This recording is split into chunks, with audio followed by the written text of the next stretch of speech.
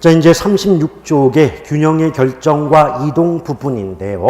뭐 이거 내용 알면 또 허무한 내용이죠. 일단 균형이라고 할 때는 어떤 의미냐면, 여러분 균형 자체가 어때요? 어느 한쪽에 치우치지 않고 양쪽이 일치한다, 같다, 이런 의미가 되지 않습니까? 근데 지금까지 우리가 경제론 들어오면서 계속 배웠던 내용이 두 개밖에 없어요. 수요와 공급에 대해 배우지 않았습니까? 그래서 균형이란 말은 어떤 물건의 수요 또는 수요량과 그 물건의 공급 또는 공급량이 일치하는 상태를 우리가 균형이다, 이렇게 말을 하죠. 그럼 생각해 보세요. 수요량과 공급량이 일치하지 않는 상태는 균형이 아니지 않습니까? 그럼 균형이 아니면 아니 불자를 써서 불균형이다 라고 말할 수가 있겠죠. 근데 불균형의 형태는 크게 두 가지가 있어요. 상식적으로 수요량이 공급량보다 많아도 양쪽이 같은 건 아니니까 균형이 아닐 것이고, 또 두 번째 반대로 수요량보다 공급량이 많은 경우도 역시 양쪽이 같은 건 아니기 때문에 불균형이다 라고 볼 수가 있죠.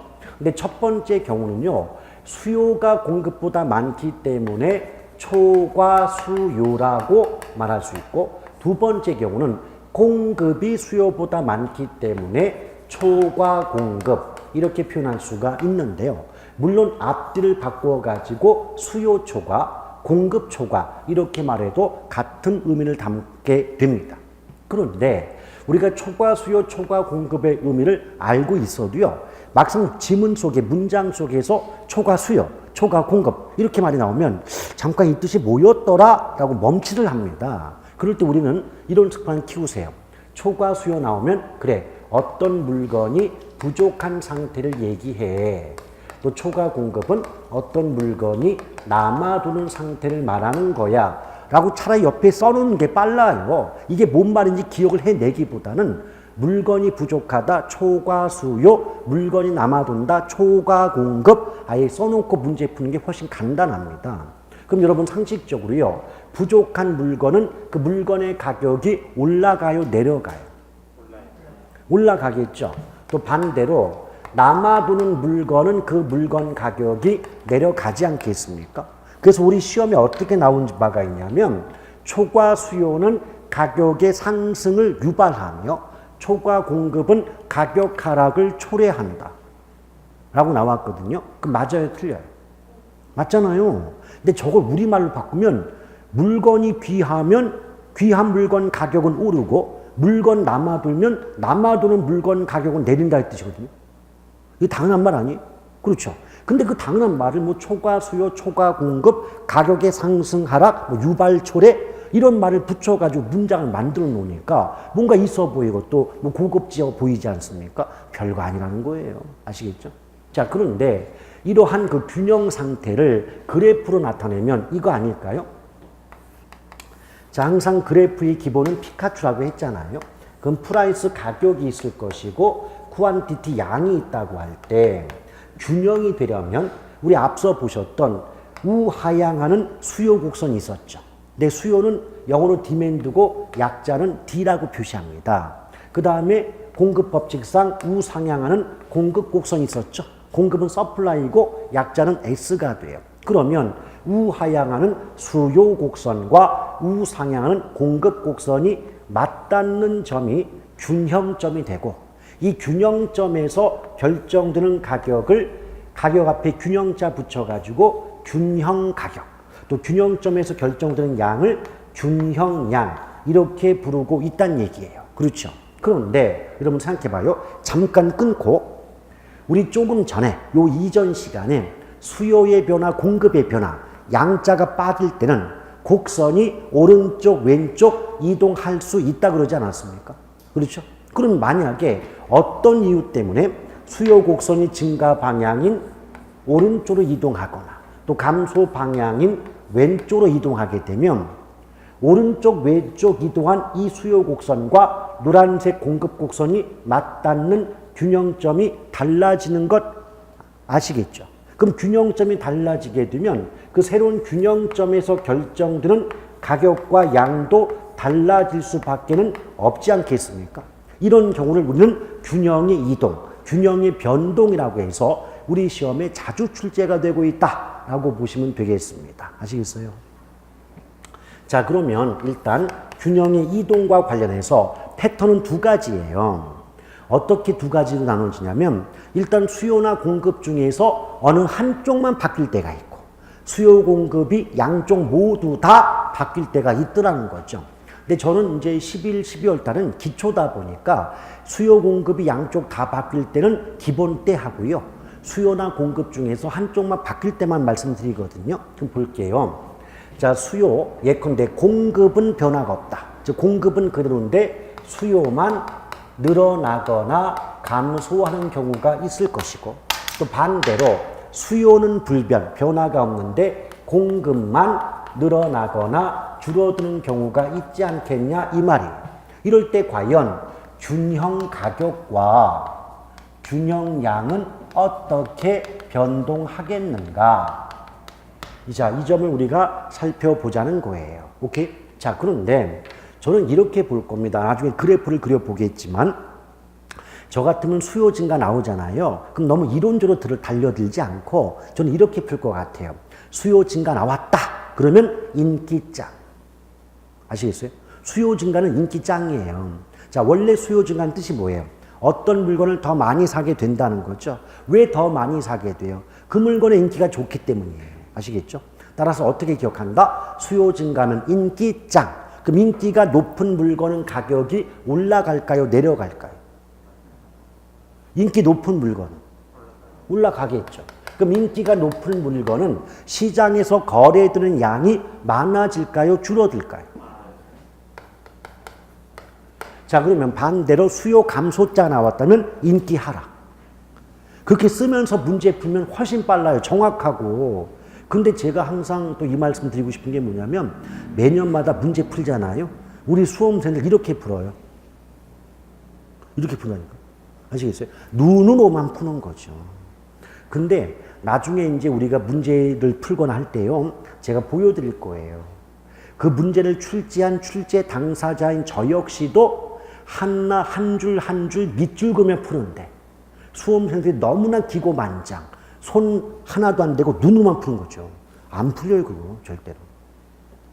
자, 그럼 봐요. 수요 감소 나오면 저 같으면 인기 하락 써놓고 푼다고. 그럼 인기가 떨어지는 물건은 가격이 올라갈까요? 내려갈까요? 내려가요. 그럼 인기가 떨어진 물건은 시장에서 거래되는 양이 늘어날까요? 줄어들까요? 그러면 가장 바람직한 건 이런 결과가 왜 나올 수밖에 없는가? 뭐 그래프도 그릴 수 있어야 되고 뭐 어떤 원인 과정 전부 이해할 수 있는 게 가장 바람직하겠지만 문제 맞출 때는요. 아니 컴퓨터가 점수를 체크하면서 너는 이해하고 맞췄어. 너는 찍어서 맞췄어. 이거 압니까? 모르잖아요. 그러면 문제 맞춘 것만 생각해 본다면 너무 간단해요. 그래 수요 증가 인기 짱. 그럼 가격 올라 양 늘어. 수요 감소, 인기 떨어져, 가격 내려가, 양 줄어. 이게 뭐가 어렵습니까? 아시겠어요? 근데 그렇게 가르쳐 드리면 가르쳐 드린 대로 갖고 가셔야 되는데 죽으라고 말 안 들어요. 자기 시대도 말을 바꿔버려요.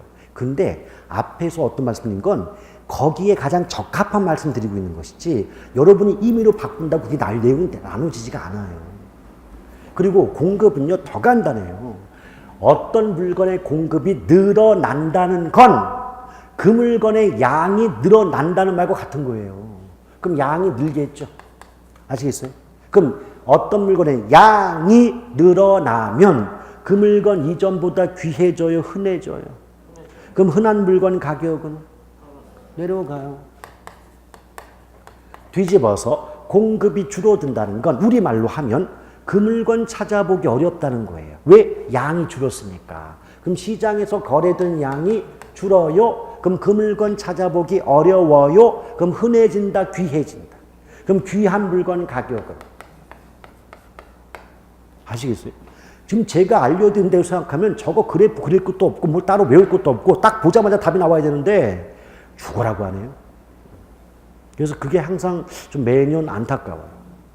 근데 뭐 이런 건 있죠. 이게 이런 게 있어요. 그 어떤 수험생 입장에서 당신들 입장에서 누가 싫잖아요. 그럼 싫은 사람이 하는 건 다 싫은 거야. 아시겠죠? 그러니까 제가 좀 뭐 인터넷 뒤져보면 아시겠지만 그 저 욕 많이 먹어요. 왜? 평소에 뭐 설명하다가 못하면 욱하다고. 욱하니까 기분 나쁘다고 그때부터 미워합니다. 근데 웃긴 건 뭐냐면 사람을 미워할 수는 있지만 내용은 정확히 알려드리는 거거든요. 근데 미워하는 그 사람이 얘기하니까 내용도 싫은 거라. 그래서 무조건 비판 또는 비난을 하시는데 이 가르쳐드리는 내용이 잘못되어 있으면 제가 이미 잘렸지 계속하고 있겠습니까?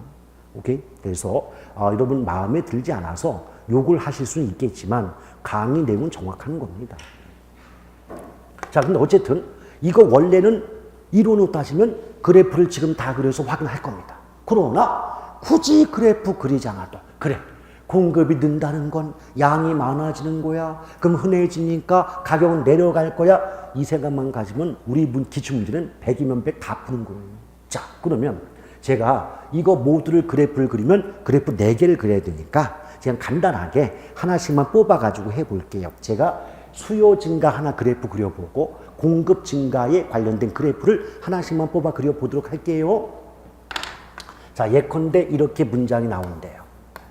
역시 이제 아파트가 나오는데 여러분 아파트가 질려서 싫다 그러면 연립주택, 단독주택, 빌라, 뭐 다세대, 원룸, 투룸 마음대로 갖다 집어넣으세요. 관계없어.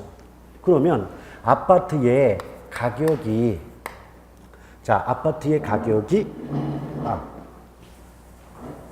자, 수요가 증가해야 되니까 아파트 소비 인구가 증가한다. 이렇게만 나오는 거예요. 이렇게만 나와요.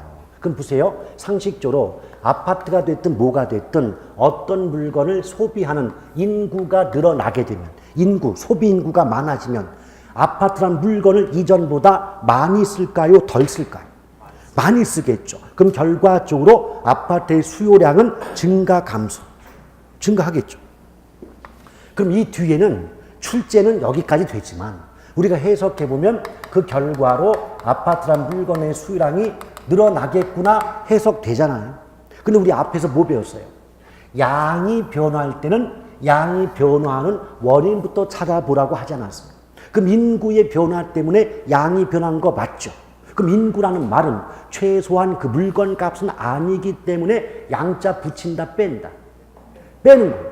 따라서 이 경우는 수요량의 변화가 아니라 수요의 변화라고 해야 옳은 질문이 되는 거고 우리 아까 뭐 배웠죠? 양자가 빠질 때는 곡선이 오른쪽 왼쪽 이동한다고 배우시지 않았습니까? 맞죠?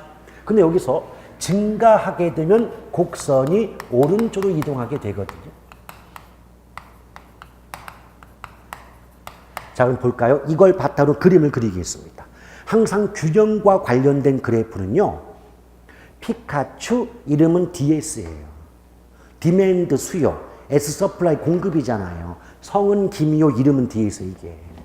그럼 어떻게 되겠어요? 자, 일단은 그래프의 기본은 피카츄, 피카. P는 뭐죠? 프라이스 가격. 그 다음에 Q는 쿼안티티 양이에요. 가격과 양이에요.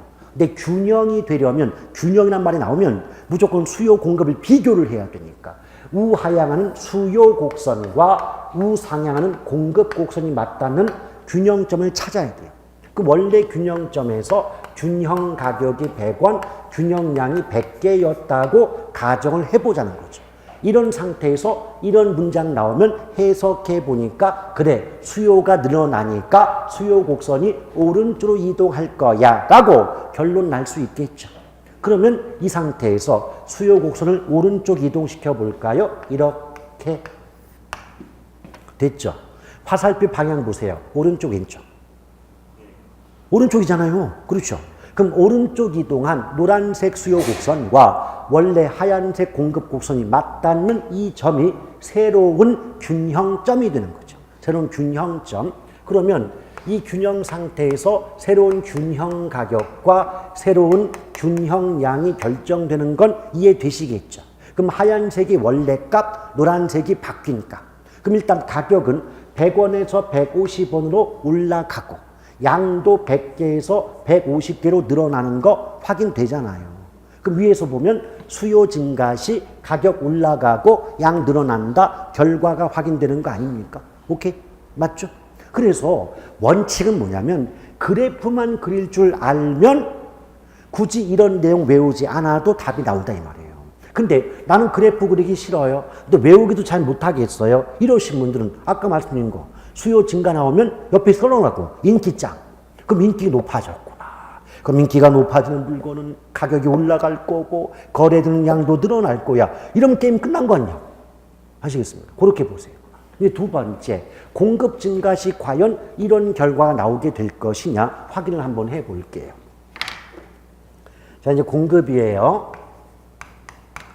자, 문장 속에서 아파트를 건설하는 새로운 공법이 개발되었다라고만 나온다는 거예요. 그럼 상식적인 선에서 새로운 기술이나 공법이 개발되는 이유는 이전보다 비용을 줄이는 데 그 목적이 있지 않겠습니까? 그럼 아파트의 건축비, 생산 비용이 줄어들 것이고 제가 아까 뭐라 그랬죠? 비용과 공급은 비례 반비례. 같은 방향 반대 방향. 아까 뭐라고 했어요? 그 아까 할 때는 다 이해하시더만. 아니 비용이 줄어들면 같은 돈으로 만들 수 있는 양이 는다고 아까 고개를 끄덕여 놓으시고 그럼 비용 줄면 공급 늘잖아요. 그럼 같은 방향 반대 방향. 반대 방향. 그걸 아시면 되겠죠? 그럼 결국 이 말은 공급은 증가 감소. 공급 증가 요인이잖아요. 그러면 이럴 때 항상 균형자가 나오면 그래프의 기본은 뭐라고요? 피카츄. 피카츄, 프라이스 가격, 쿼안티티 양. 이름은 DS. D, 디맨드 수요, S, 서플라이 공급. 그럼 양쪽 같아지는 지점이 균형점. 그 원래 균형 상태에서 결정되는 가격이 균형 가격, 양을 균형량이라고 가정했을 때 지금 주어진 문장 해석해 보니까 공급 증가 요인 맞죠? 그럼 수요든 공급이든 증가하면 곡선이 오른쪽, 왼쪽, 오른쪽. 무조건 오른쪽이 증가하면 그럼 자 이렇게 공급 곡선이 오른쪽으로 이동을 해요. 맞죠? 그럼 오른쪽 이동한 노란색 공급 곡선과 원래 하얀색 수요 곡선이 맞다는 균형점은 여기인 거 이해되시죠? 그럼 여기서 새로운 균형 가격과 새로운 균형량이 결정되어 자 하얀색 원래 노란색 변동된 거 자 가격은 100에서 50으로 내려가고 양은 100에서 150으로 증가하는 거 보이시죠? 그럼 결론 공급 증가 시 가격은 내려가며 거래되는 양은 늘어난다가 확인되지 않습니까? 맞죠? 그래서 항상 강조하지만 수요나 공급 중에서 어느 한쪽만 바뀔 때는 저 여기 나와 있는 요 그래프를 그릴 줄만 알면 오른쪽 왼쪽 이동해서 그래프만 그릴 줄만 알면 아주 쉽고 빠르고 더불어 정확하게 답을 구할 수가 있는데 난 그래프 그리기 싫어요 하는 분들은 공급은 자 아까 제가 뭐라 했죠? 공급이 늘어난다는 건 양이 늘어난다의 뜻이다.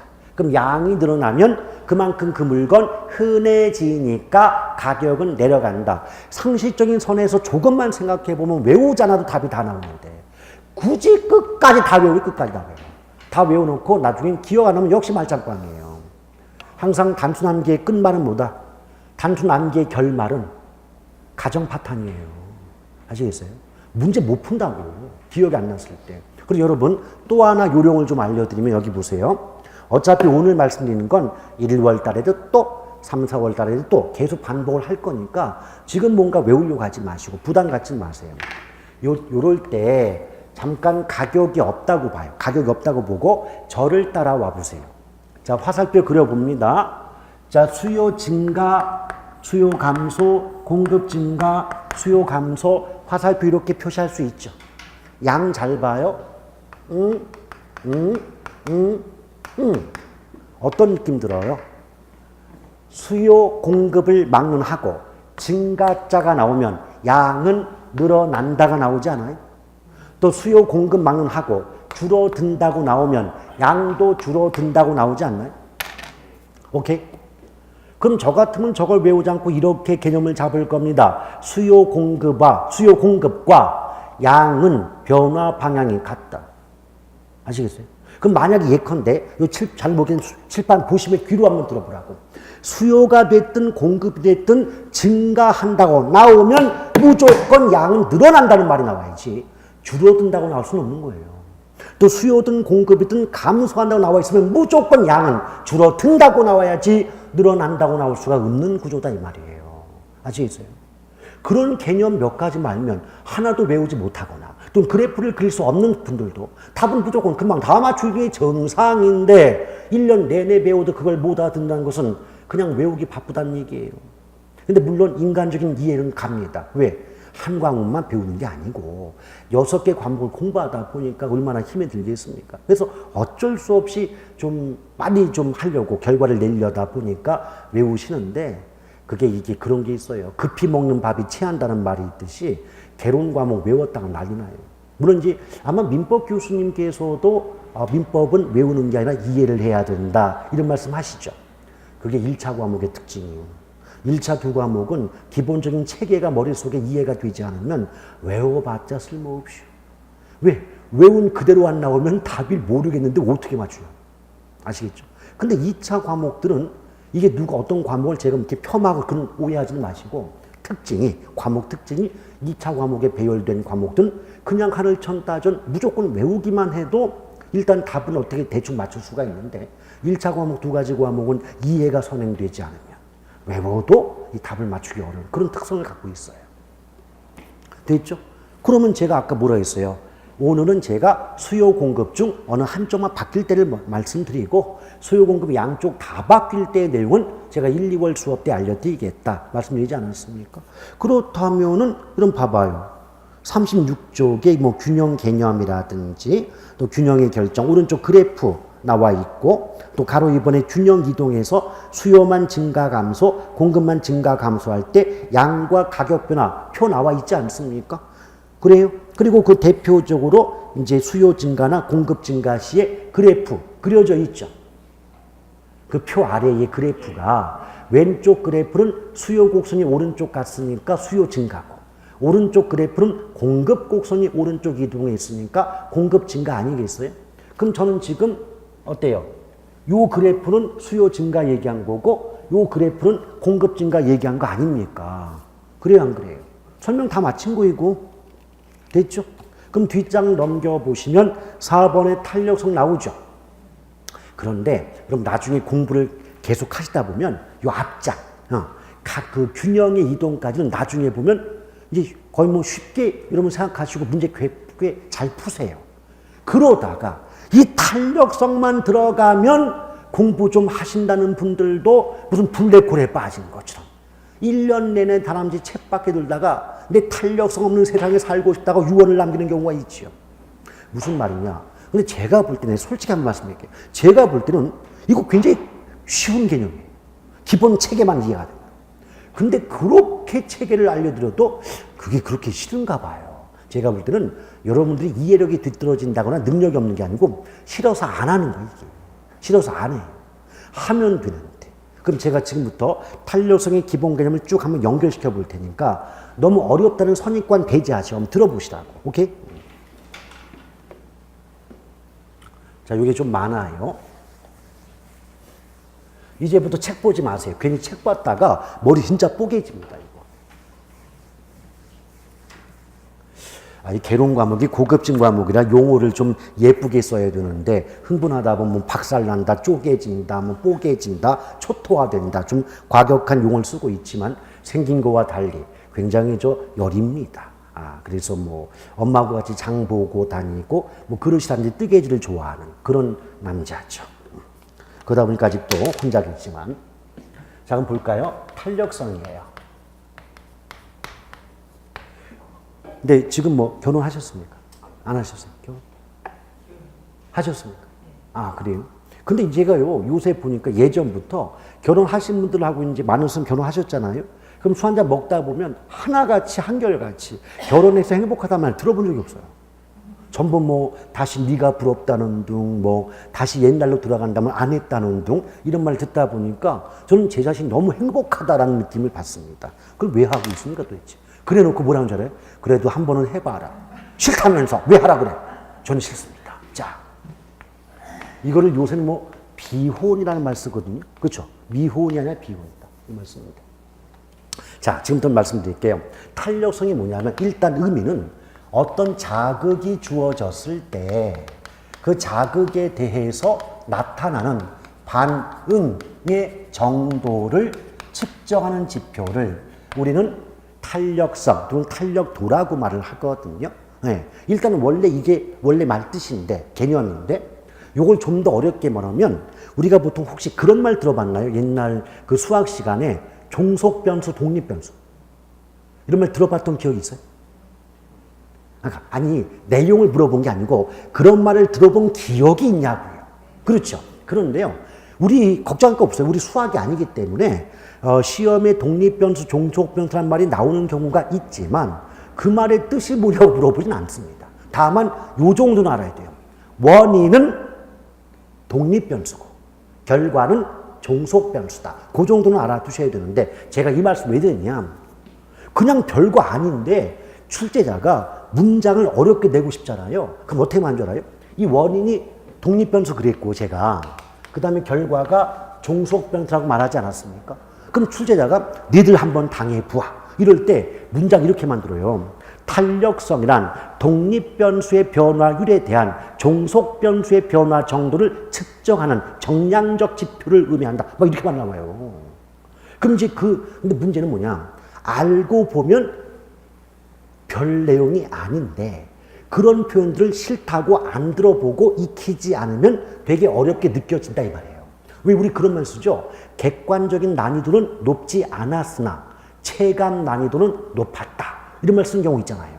그러니까 실제 그 문제 난이도는 별로 높지가 않은데 싫다고 귀찮다고 안 하니까 익숙하지가 않아서 실제 몸으로 느끼는 난이도는 높았다.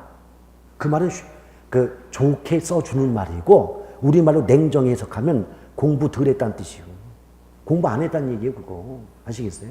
여러분들 위로하는 차원에서 돌려 말한 것 뿐이에요, 그거. 자, 그럼 봐요.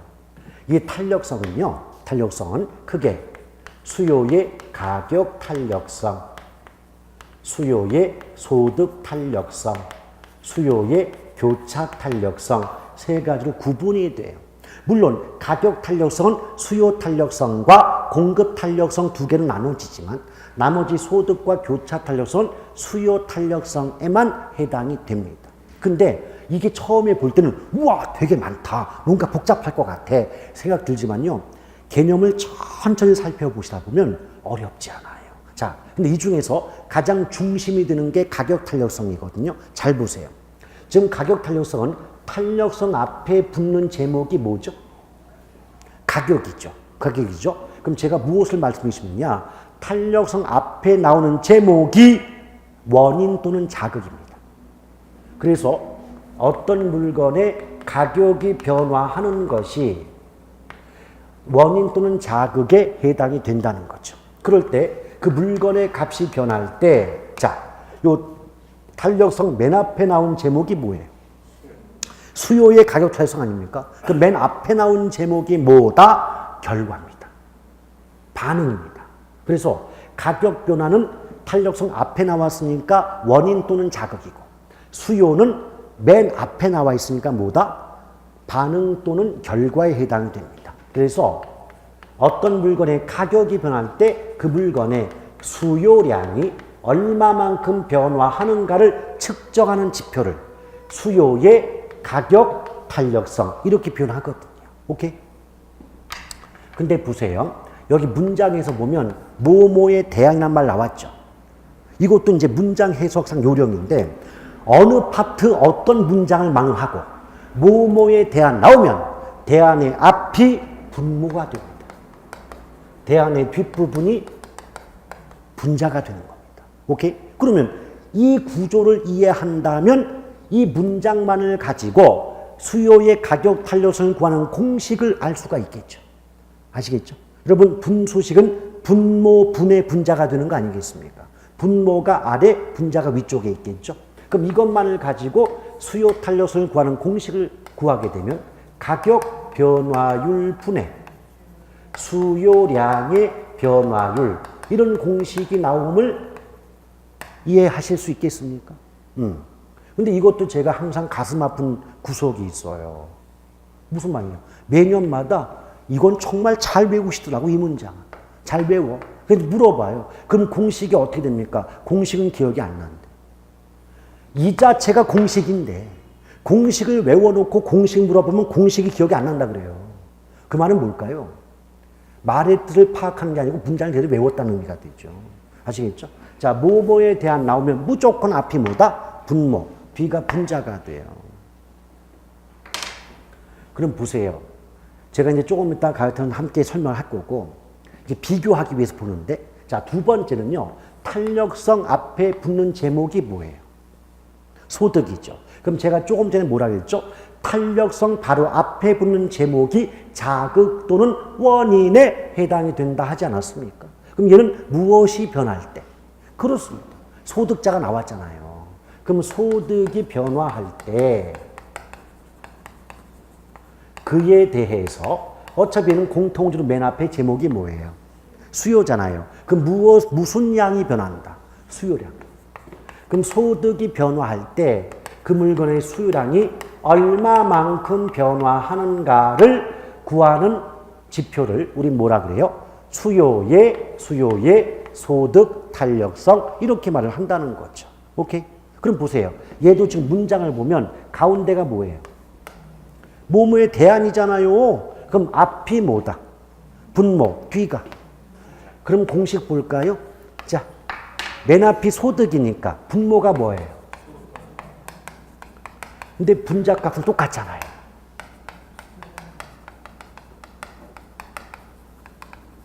오케이? 자, 그러면 제가 구체적인 내용을 설명한 게 아니야. 아직 문장 구조를 비교하는 겁니다. 자, 문장 구조만 비교해 볼까요? 지금 이 앞부분 맨 앞에 가격과 소득이 없다고 볼까요? 그럼 얘네 두 가지만 빼고 나머지 문장 구조 위아래 비교해 보니까 완벽히 같지 않아요?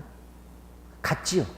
같은데 가격 탄력성은 무엇이 변할 때, 가격이 변할 때라는 말이 나오게 되고 이 가격 탄력성 문장에서 맨 앞에 가격 대신에 뭐만 갖다 붙이면 소득이란 말만 붙이면 무슨 탄력성이다? 소득 탄력성이 되는 거 아닙니까?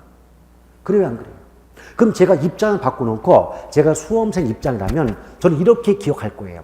가장 빈출, 자주 나오는 부분이 가격 탄력성이니까 가격 탄력성의 문장을 뭐 그대로 기억해 놓고 소득 탄력성 나오면 맨 앞에 가격이란 말만 빼고 무슨 말 붙인다? 소득자만 붙이면 그것이 소득 탄력성의 뜻이고 그것이 소득 탄력성의 공식이 되는데 무엇 따로 가격 따로 소득 따로 의미 따로 외우고 공식 따로 외우냐 이 말이에요.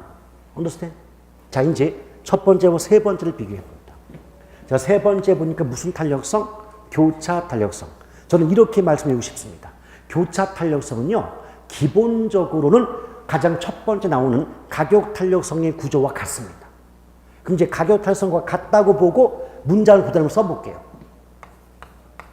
그럼 가격이 변화할 때 그에 대한 수요량이 얼마만큼 변화하는가를 구하는 지표가 교차 탄력성이다 라고 할 때 잘 봐요. 요 가운데 중간 두 번째 거 없다고 보고 첫 번째와 세 번째 비교해 보면 이렇게만 써놓으면 첫 번째 가격 탄력성과 차이가 없잖아요. 뭔가 차이점이 있으니까 가격 안 그러고 교차란 말을 쓰지 않았겠느냐. 이해하시겠죠? 근데 그 차이가 뭐냐면 요 가격과 양 앞에 서로 다른 물건의 명칭을 붙여준다 이 말이에요. 이게 뭐냐면 예컨대 아파트의 가격이 변할 때 아파트가 아닌 연립주택의 수요량이 얼마만큼 변동하는가를 구하는 값을 수요의 교차 탄력성 이렇게 말을 한다 이 말이에요. 오케이? 그럼 보세요. 지금 첫 번째와 세 번째를 비교해 보면 여기 A제, B제란 말이 없다고 보면 이 말이 없다고 보면 가격 탄력성과 교차 탄력성은 구조가 완벽히 같은 거 확인되죠. 다만 어떤 차이점? 가격과 양 앞에 서로 다른 물건의 명칭만 붙여준다면 그때는 가격 탄력성이 아니라 교차 탄력성이다 라고 보시면 되겠죠. 오케이? 근데 이것도 사입이지만 정 어렵다면 물건이 하나가 나오면 가격 탄력성이요. 서로 다른 물건 두 개가 나오면 교차 탄력성이 되는 겁니다. 이해하시겠어요? 자, 그럼 봐봐요. 요것도 공식 볼까요? 일단 A제, B제 없다고 보죠. 그럼 그렇게 없다고 보면 첫 번째 가격 탄력성 공식과 똑같죠. 뭐뭐에 대한 앞이 분모, 그 뒤가 분자니까 가격 변화율 분의 수요량의 변화율. 이 공식은 기본적인 공식은 동일하겠죠. 근데 어떤 차이점? 교차는 가격과 양 앞에 무슨 말 붙여준다. 서로 다른 물건의 명칭을 붙여준다 이 말이에요. 저는 지금 A제, B제 그랬지만 다른 말로 X제, Y제 할 수도 있는 거고 기역제, 니은제 할 수 있고 가제, 나제 할 수도 있고 그냥 실질적으로 아파트, 연립주택, 단독주택, 빌라, 다중주택, 다가구 이런 식으로 다른 물건의 명칭을 붙일 수도 있는 거다 이 말이에요. Understand? 자, 그럼 다시 한번 반복합니다. 자, 칠판 보시면서 귀로만 들어요. 귀로만. 저를 보지 말고 칠판을 보세요. 지금 가장 수요의 가격, 소득, 교차, 탄력성 세 가지로 구분이 될 때 가장 비중이 높은 대목이 가격 탄력성입니다. 그러면 가격 탄력성의 문장 구조를 보니까 가격이 변화할 때 수요량이 얼마나 변동하는가를 측정한다. 이럴 때 가격이란 말 대신에 소득이란 말만 바꿔주면 소득 탄력성이 되는 것이고 그 가격 탄력성에다가 가격과 양 앞에 서로 다른 물건의 명칭만 붙여준다면 교차 탄력성의 구조가 되지 않느냐. 오케이? 또 뭐뭐에 대한 앞이 분모고 뒤가 분자라는 개념만 알면 굳이 공식을 따로 외우지 않아도 가격 탄력성은 가격 변화율 분의 수요량의 변화율, 소득 탄력성은 똑같은 공식에서 분모값 가격 대신에 소득만 붙여주면 소득 탄력성 공식이 되는 것이고 또 교차 탄력성 공식도 기본 구조는 첫 번째 가격 탄력성 구조와 똑같은데 가격과 양 앞에 A제, B제, X제, Y제 이런 식으로 서로 다른 물건의 명칭만 붙여주면 공식 파악되는 거 맞죠? 그래요? 그럼 여러분이 보셨을 때 물론 형태는 세 가지 유형 구분이 되겠지만 이거 따로따로 다 구분해서 외울 필요가 있어요? 없어요? 없잖아요. 기본은 뭘 깐다? 가격가를 놓고 가격배에서 뭐 갖다 붙이면 소득이란 말 갖다 붙이면 소득 탄력성이요. 가격과 양 앞에 서로 다른 물건 명칭 붙여주면 교차 탄력성인 것을 뭘 그걸 따로따로 외우고 구분하고 공식 기억 안 한다고 탄력성 어려워요. 이런 이유가 뭐가 있냔 말이에요. 아시겠죠? Understand? 자, 그럼 이제 우리는 그 중에 가장 중요한 가격 탄력성을 좀 더 세분해서 말씀드리고자 합니다. 근데요, 여러분 그거 알아요? 어차피 이 문장 잘 봐요. 가격 탄력성은 뭐가 바뀔 때, 그에 따라서 무엇이 바뀌는 걸 구하는 거예요. 수요량이 바뀌는 걸 구하고자 하는 거죠. 그래서 여러분 저 같으면요, 가격 탄력성 물어볼 때 저는 다른 문장 보지 않아요. 두 가지 비교 대상이 뭐다? 무엇과 무엇을 양을 비교하는 게 뭐다? 가격 탄력성.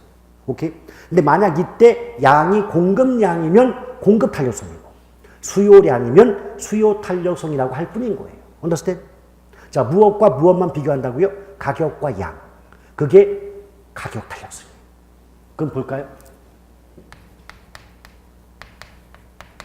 자, 가격의 변화 정도와 수요 탄력성이면 수요량, 공급 탄력성이면 공급량의 변화율을 비교하는 겁니다.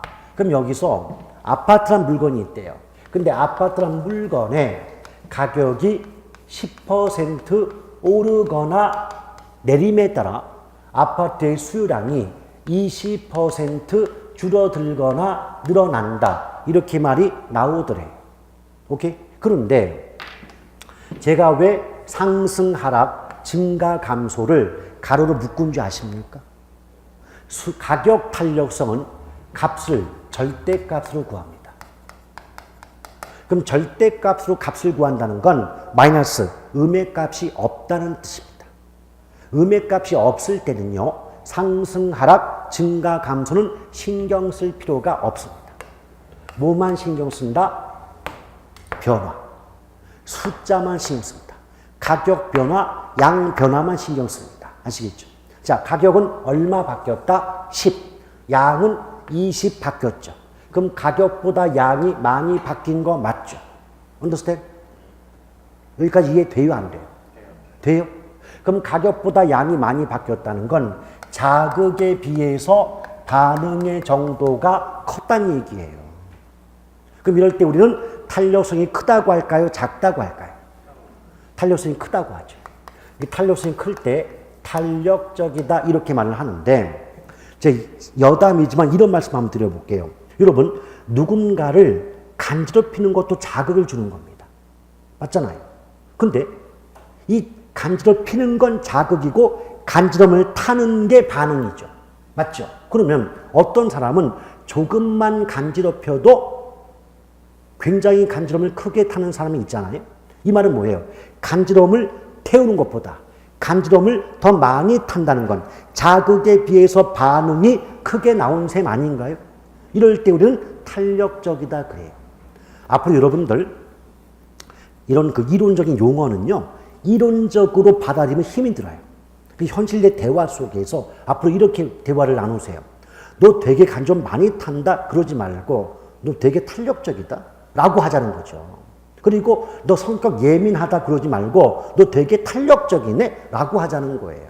그렇게 일상 대화를 나누잖아요. 제가 왜 이런 말씀이냐면 가장 좋은 암기법은 대화입니다. 일상에서 쓸 때 재미있게 내 기억 속에 남게 되는 거죠. 근데 이걸 이론으로 본다면 요 이론적인 용어니까 외워야 돼. 부담돼서 외워지지 않아요. 아시겠죠? 자, 앞으로 어떻게 하자고요? 성격이 예민하거나 아니면 간지럼을 많이 탈 때 뭐라고 하자고요? 탄력적이다. 근데요, 여기 나온 값을 이 공식에 한번 대입해 볼까요?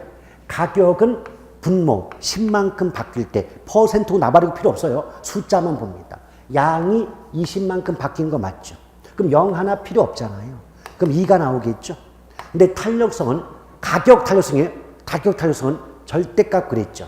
절대값은 0보다 작은 음의 값, 마이너스 값이 없기 때문에 가격 탄력성 기준값이 1이 나와요. 1. 그럼 2라는 값은 1보다 큰 값이죠.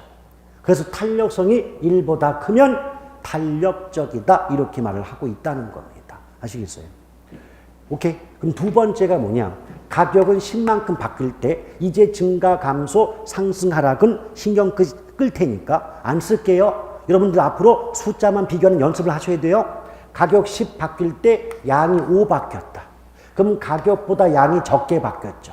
뒤집으면 양보다 가격이 많이 바뀐 거 아닙니까? 이 말은 자극에 비해서 반응의 정도가 작았다는 얘기 아니에요. 간지럼을 태웠지만 상대방은 간지럼을 별로 타지 않았다는 얘기 아니에요. 그렇죠? 그럼 간지럼을 많이 탈 때가 탄력이면 간지럼을 덜 타게 되면 탄력, 비탄력. 탄력이 아니기 때문에 아닐 비자를 붙여서 비탄력 그래요. 자, 이제 공식 한번 대입해 볼까요? 가격이 10 바뀔 때 양이 5 바뀐 거 맞죠? 그럼 값은 0.5고 0.5는 값은 1보다 작으니까 비탄력이다. 이렇게 보는 거죠. 그 다음에 가격이 10 바뀔 때 양도 그만큼 바뀌었대요. 그럼 양쪽 값이 같다는 건 자극의 크기와 반응의 정도가 같다는 얘기잖아요. 오케이? 이럴 때 우리는 단위 탄력적이라고 말해요. 자, 그럼 숫자 비교해 볼까요? 가격이 10, 양도 10 바뀌었죠? 그럼 나누면 값이 얼마? 1. 그러니까 탄력성이 1인 경우 단위 탄력, 1보다 작으면 비탄력, 1보다 크면 탄력적이다. 이렇게 말할 수 있다는 겁니다. 오케이? 근데 복잡하게 생각하지 말자. 탄력성은 뭐만 비교한다? 가격과 양.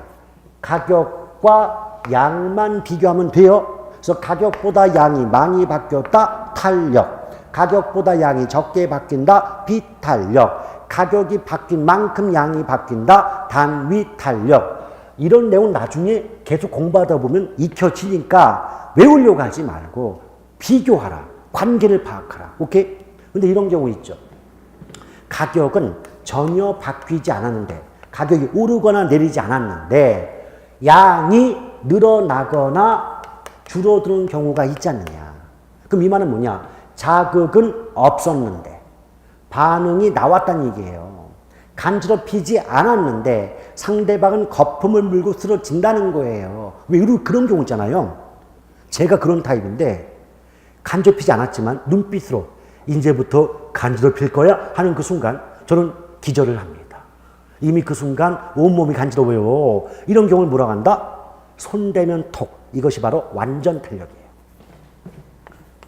그러니까 자극을 간지럽히지 않았는데 벌써 간접을 탔다는 건 이보다 탄력성이 클 수 없지 않느냐. 이런 점에서 완전 탄력이네 라고 말합니다. 완전 탄력. 이 완전 탄력일 때는 탄력성을 측정할 수가 없다. 너무 탄력성이 크다. 그래서 탄력성이 무한대다 그러는 거예요. 그럼 여러분 예측합니다. 완전 탄력이 있다면 반대말이 뭐가 있을까요? 이게 완전 비탄력, 완전 비탄력. 완전의 반대는 완전자 붙으니까. 그 완전 비탄력은 내용이 반대가 될 테니까. 가격은 오르거나 내림에도 불구하고, 즉 가격은 변화함에도 불구하고 양의 변화가 없는 경우가 있지 않느냐. 이 말은 간지럽혔는데 상대방은 전혀 간지럼을 태우지 않는다는 의미가 되지 않습니까? 이런 경우 완전 비탄력이다. 그럼 이 말은 상대방을 간지럽힌, 자극을 준 보람이 없지 않느냐. 그런 관점에서 탄력성은 0이다. 이렇게 말이 나오는 거죠. 그럼 여러분과 저 모두가 수학 싫어했어요. 예전에 학교 다닐 때. 수학 싫어했는데 이걸 알잖아요. 무한대의 반대가 0이라는 걸. 무한대란 말의 반대가 0이라는 건 알잖아요. 그 정도는 아시죠? 몰라도 지금 분위기에서 모른다고 할 수 없습니다. 안다고 해야지. 이게 여기까지 보면 여러분 이거 아니에요? 자, 38쪽에 탄력성 가로 1번 개념 나왔고 가로 1번 탄력성 종류 해가지고 내용 나오고 표 나오잖아요. 나와요 안 나와요? 예, 나오죠. 그런데 수요 탄력성에 가격 탄력성, 소득 탄력성, 교차 탄력성 나오죠. 그 공식 쭉 위아래 비교해 보면 첫 번째와 두 번째는 분모가 가격 대신에 소득이라는 차이점이 있고 첫 번째와 세 번째 공식은 분모 분자 같은데 맨 앞에 X제, Y제, A제, B제 이런 식으로 서로 다른 물건의 명칭이 붙을 뻔이다. 이거 아니겠어요? 오케이? 그리고 오른쪽 넘어와서 가로 1번 수요의 탄력성 보면 왼 가로 1번에 가격 탄력성 표를 보시면 그 표에서 두 번째 구분해서 완전 비탄력, 비탄력, 단위 탄력, 탄력, 완전 탄력 나와요 안 나와요? 나오죠. 그런데 그 맨 왼쪽에 탄력성 크기 그래가지고 우리가 볼 때는 마치 알파벳 2처럼 보이는 거 있죠. 맨 오른쪽에 기호가 근데 그 알파벳 2가 아니고 그게 경제학 기호 중에 탄력성의 뜻이에요. 그러니까 2라는 숫자, 2라는 그런 표기 나오면 경제학상 탄력성의 뜻이다. 그럼 첫 번째는 탄력성이 0이고 두 번째는 탄력성이 1보다 작다는 뜻이고 세 번째는 탄력성이 1의 뜻이고 오케이? 네 번째는 탄력성이 1보다 크다의 뜻이고 마지막은 탄력성이 무한대라는 의미가 되죠. 아시겠죠? 그리고 2번에 소득 탄력성, 3번에 교차 탄력성 해놓고 말 뜻과 공식 쓰여져 있죠. 그럼 설명 다 끝난 거 아니에요? 다 했잖아요. 그럼 이제 뒷장 넘겨보시면 경기 변동론 나올 때 잠깐 쉬었다 이어가도록 합니다.